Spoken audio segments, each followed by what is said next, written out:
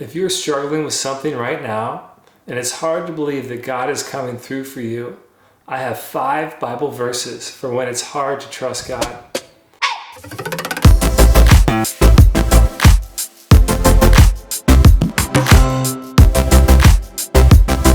Hi, I'm Thomas Clements, and I lead Zenith, a small ministry to help Gen Z and millennials find healing and grow in their relationships with God. Sometimes it can seem like life is going the exact opposite way than you think it should. In these moments, it can be difficult to trust that God is with you, helping you. However, it is precisely in these moments, when it seems like God is far from you, that He is closest to you.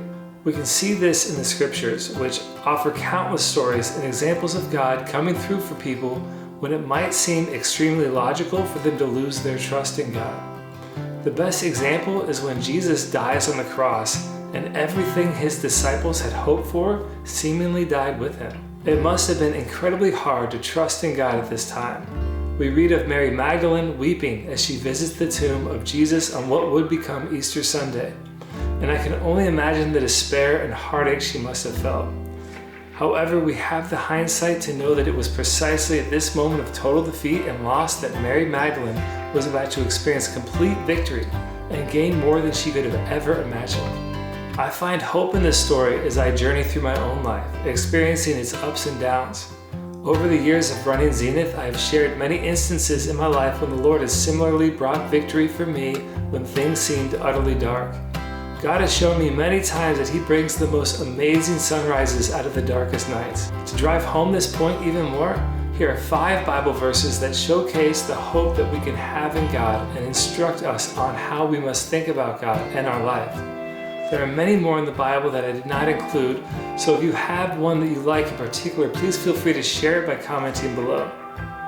The first verse is from John chapter 13, verse 7, and says, "What I am doing you do not understand now, but you will understand later." Jesus speaks these words during the Last Supper when He washes His disciples' feet and Peter protests the Lord's actions.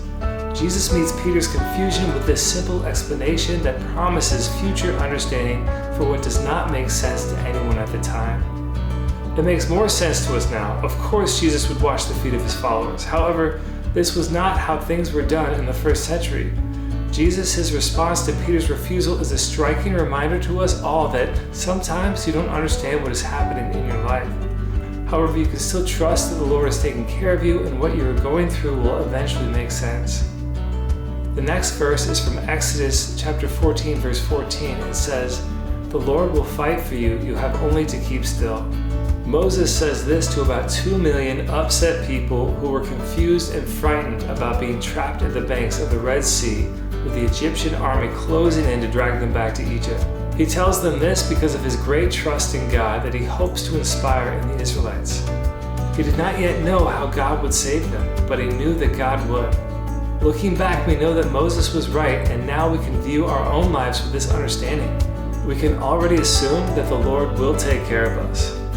We might not know how the Lord will take care of us at this moment, but just as the Israelites were not truly trapped at the Red Sea, neither are we ever truly without hope.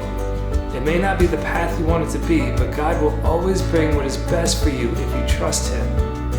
Another great verse is from Luke chapter 22, verses 9 through 13, and that says, "They asked Him, 'Where do you want us to make the preparations?' And He answered them, 'When you go into the city, a man will meet you carrying a jar of water.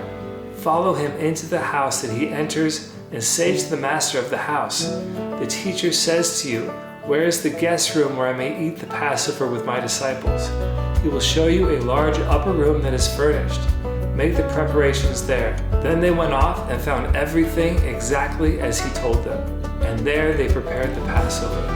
So this one needs more explanation to understand, but it might be my favorite example. Whenever I read this story, I am reminded of how much Jesus knows. This is one of many examples where He knew the details of events before they happen and is able to guide His disciples perfectly. You can trust that He has full knowledge of your entire life and is able to guide you perfectly as well. He has even the details in His mind. Ask the Lord to guide you just as the disciples did, and He will. Next, we have the well-known verse from Jeremiah chapter 29, verse 11, which tells us, "For I know well the plans I have in mind for you, says the Lord, plans for your welfare and not for woe, so as to give you a future of hope." This is a classic Bible verse quoted often to encourage people going through difficult times, and it is because it is such a powerful reminder. Similar to the last example, it reminds you that not only does God know your future, but He also has good and beautiful plans for it.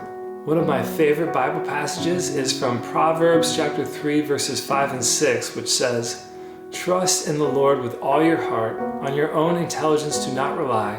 In all your ways be mindful of Him, and He will make straight your paths." This one gets to the heart of what we are talking about here.